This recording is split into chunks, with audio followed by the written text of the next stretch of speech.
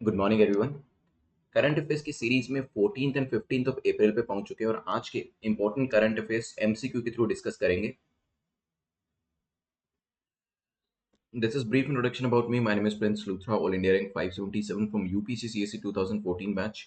आज के जो इंपॉर्टेंट करंट अफेयर्स के टॉपिक्स हैं उसको देख लेते हैं जल्दी से। तो यहाँ पर डिस्कशन हमारा होगा स्टेट एनर्जी क्लाइमेट इंडेक्स को लेकर, दो क्वेश्चन रहने वाले हैं। In trance SC the second के बारे में देखेंगे, रोमा के बारे में डिस्कशन करने वाले हैं, XE variant oil prices PHC के बारे में डिस्कस करते हुए मैप बेस्ड क्वेश्चन भी हमारे यहाँ पर रहने वाले हैं। जल्दी से टारगेट को सेट करें, कितने क्वेश्चन आपको लगता है कि आप यहाँ पर आंसर कर सकते हैं। जो कट ऑफ रखी गई है that is of 6 marks.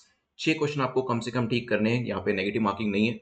For every correct answer 1, for every incorrect 1 0 आपको सिंपली देना है। और कोशिश करिएगा कि अगर आप डेली बेसिस पे क्वेश्चंस को कर रहे हैं और जिस भी ब्रैकेट के अंदर फॉल कर रहे हैं उससे इंप्रूव करके नेक्स्ट ब्रैकेट में धीरे धीरे आने की। फर्स्ट क्वेश्चन को देखते हैं यहाँ पे, जो कि स्टेट एनर्जी क्लाइमेट इंडेक्स किसके द्वारा लेकर आया गया है। रिसेंटली इसे लॉन्च किया गया था, इसका राउंड 1 जो था वो भी आया था।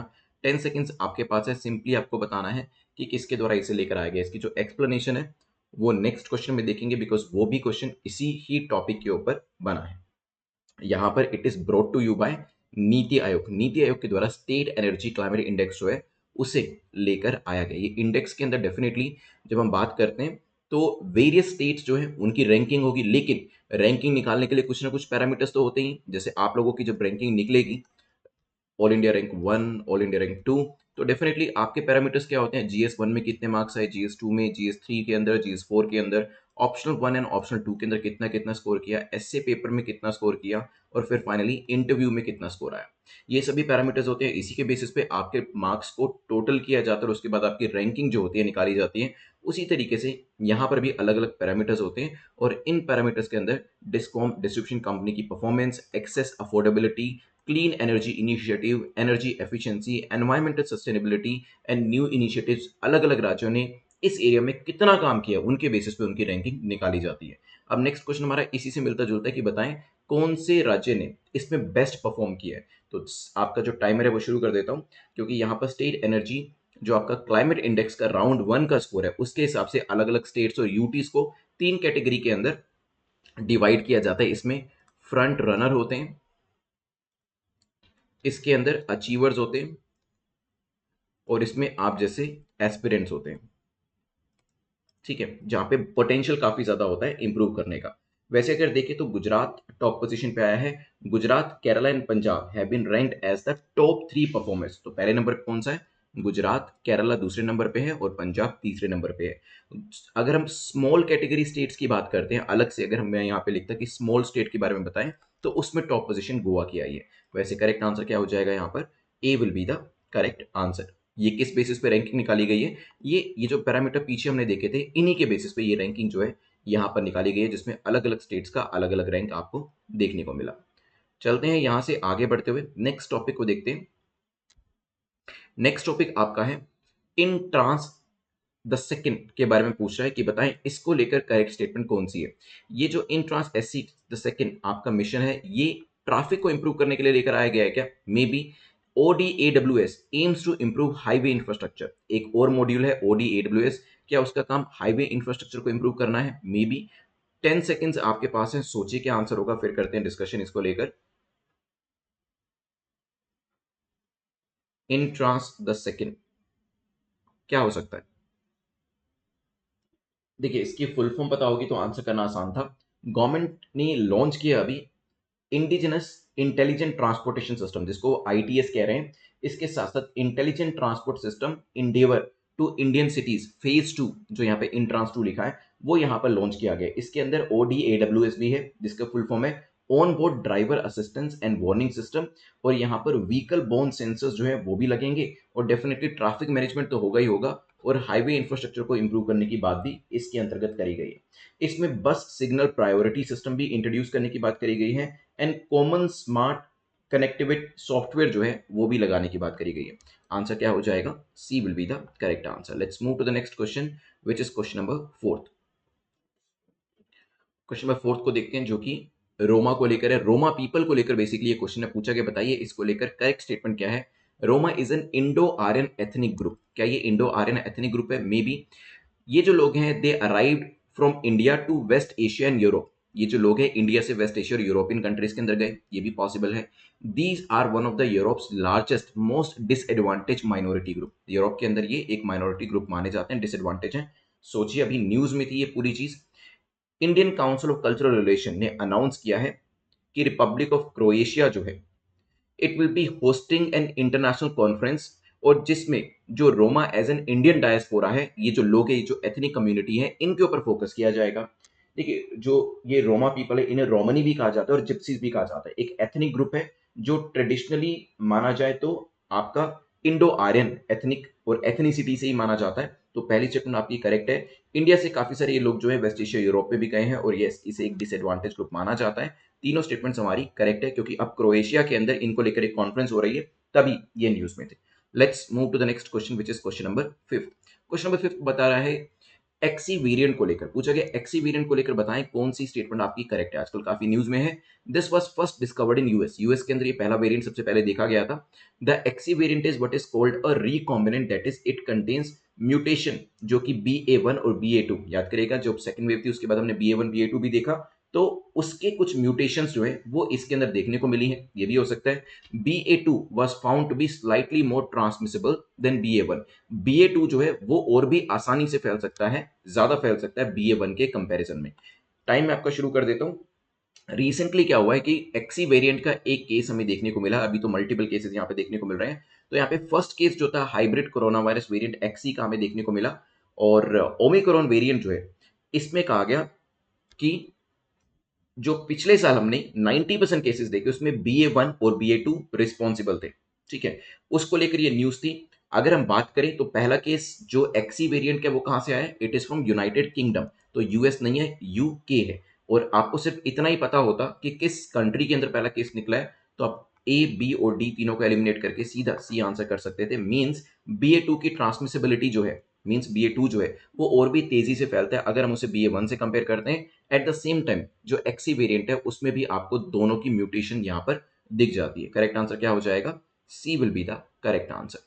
चलिए let's move to next question, question number 6। उससे पहले 50 डेज की जो रिवीजन सीरीज है आप इसे सब्सक्राइब कर सकते हैं, और इसमें लास्ट डेज के अंदर जो आपकी रिवीजन है वो कंप्लीट हो जाएगी। यहाँ पर जो लोग 2022 के लिए एग्जाम दे रहे हैं, अगर आप नेक्स्ट ईयर के लिए दे रहे हैं तो ये सीरीज आपके काम की नहीं है। 2022 में जो लोग एग्जाम दे रहे हैं वही उन्हीं को ये चीज ज्यादा हेल्प करने वाली है। और आप यहाँ पर नेट 50 कूपन कोड जो है जो कि 24 आवर्स के लिए ही रहेगा, इसको भी आप यूज कर सकते हैं। जो लोग 2023 के लिए एग्जाम की तैयारी करें, यू कैन गो फॉर 2023 का कोर्स, जिसके अंदर आपको सारे मल्टीपल कोर्सेज जो है वो यहाँ पर मिल जाएंगे। मल्टीपल कोर्सेज आपको यहाँ पर मिल जाएंगे concerning static portion and static के अलावा जो करंट अफेयर्स है, आंसर राइटिंग है, और जो आपके मॉक टेस्ट है वो भी आपको यहाँ पर मिल जाएंगे। 2024 का कोर्स भी अवेलेबल है। डिपेंड करता है आप जिस साल एग्जाम दे रहे हैं उस हिसाब से, क्योंकि इसकी ड्यूरेशन 1 ईयर की रहेगी 2023 की, और इसकी वैलिडिटी 2 साल की रहेगी।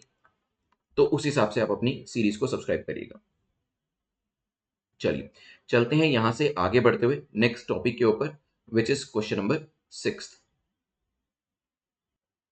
क्वेश्चन नंबर 6 बात कर रहा है कंसीडर द फॉलोइंग स्टेटमेंट्स। आपको 3 स्टेटमेंट दी गई है, आपको बताना है कौन सी स्टेटमेंट आपकी करेक्ट है। Ukraine and Russia together they account for nearly 80% of the global trade in sunflower oil. Sunflower oil की बात करें यहाँ पर, दोनों ही यूक्रेन रशिया जो अभी कंट्री दोनों आपस में लड़ाई कर रही है, 80% ग्लोबल ट्रेड जो है सनफ्लावर ऑयल का यहीं से आता है। पेट्रोलियम रिस्पॉन्सिबल है जिसकी वजह से पाम ऑयल प्राइसेस बढ़ रहे हैं, ये भी हो सकता है। India is world biggest vegetable oil importer, सबसे ज्यादा ऑयल इंपोर्ट करने का काम इंडिया के द्वारा किया जाता है। 10 सेकेंड्स आपके पास है, सोचिए।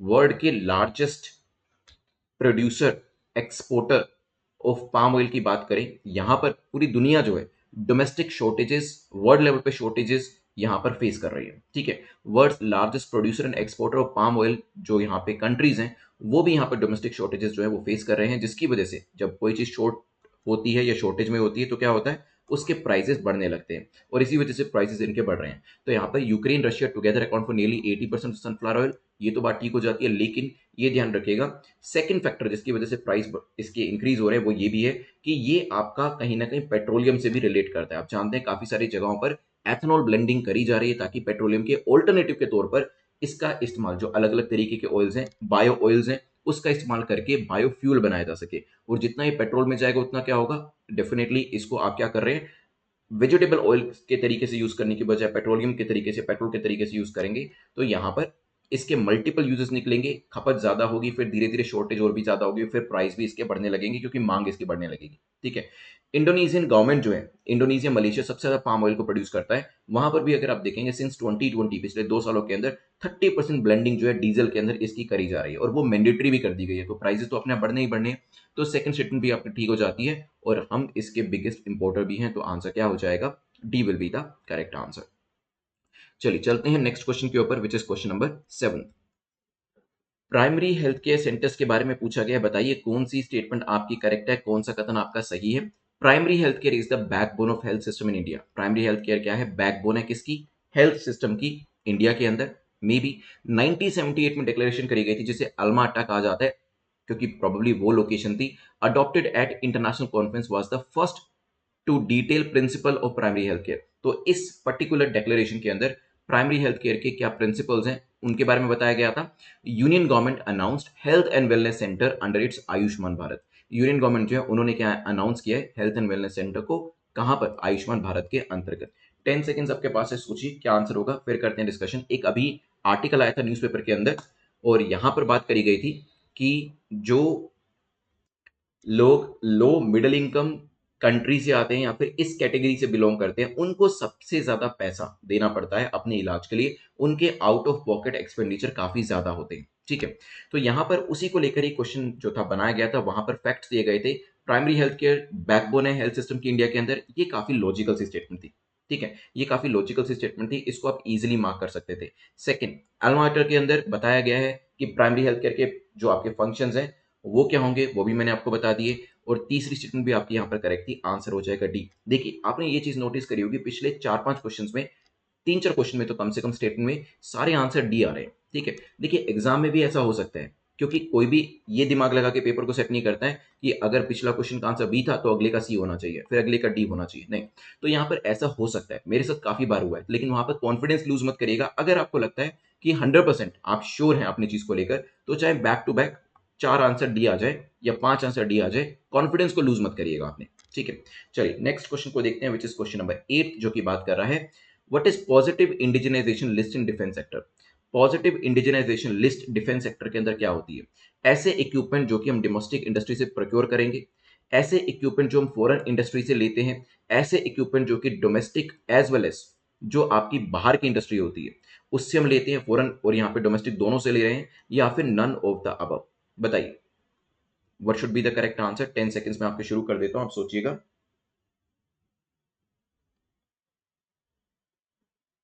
देखिए रिसेंटली हमने एक थर्ड लिस्ट जो है वो यहां पर जारी करी। रिसेंटली हमने थर्ड लिस्ट यहां पर जारी करी पॉजिटिव इंडिजिनाइजेशन की, जिसका मतलब है कि हम लोग ये ऐसी चीजें रखी गई, इसमें मान लीजिए 100 आइटम्स रखी गई, वो पॉजिटिव आइटम्स थी कि उसको हम सिर्फ अपने देश से ही एक्वायर करेंगे। मतलब जो भी प्रोक्योरमेंट होगा वो डोमेस्टिक इंडस्ट्री से ही होगा, जो भी उसके स्पेयर पार्ट्स इक्विपमेंट चाहिए होंगे वो हम बाहर से नहीं लेंगे, ताकि फॉरेक्स को बचाया जा सके, और हम इंडिजिनाइजेशन इंडस्ट्री को भी यहां पर क्या करेंगे? सपोर्ट करेंगे। ठीक है। तो करेक्ट आंसर क्या हो जाएगा? A will be the correct answer. Now let's move to the next topic, जो कि मैप बेस्ड है। 2 क्वेश्चन मैप बेस्ड देखने वाले हैं। Put the following from north to south. देखिए आपको यहां पर अलग अलग नेशनल पार्क दिए गए हैं, आपको इसे नॉर्थ टू साउथ मतलब ऊपर से नीचे लगाना है। राजा जी दिया है, बांधवगढ़ दिया है, गिर दिया है। सोचिए राजा जी कौन से स्टेट में है, बांधवगढ़ कौन से स्टेट में है, गिर कौन से स्टेट में है, उससे थोड़ा बहुत आइडिया आपको लग सकता है। 10 सेकेंड्स का टाइम, लेकिन क्योंकि आप जानते हैं कि इसमें थोड़ा सा टाइम ज्यादा लग सकता है जो आपके मैप बेस्ड क्वेश्चन होते हैं, तो आप यहाँ पे एक्स्ट्रा टाइम भी चाहें तो ले सकते हैं।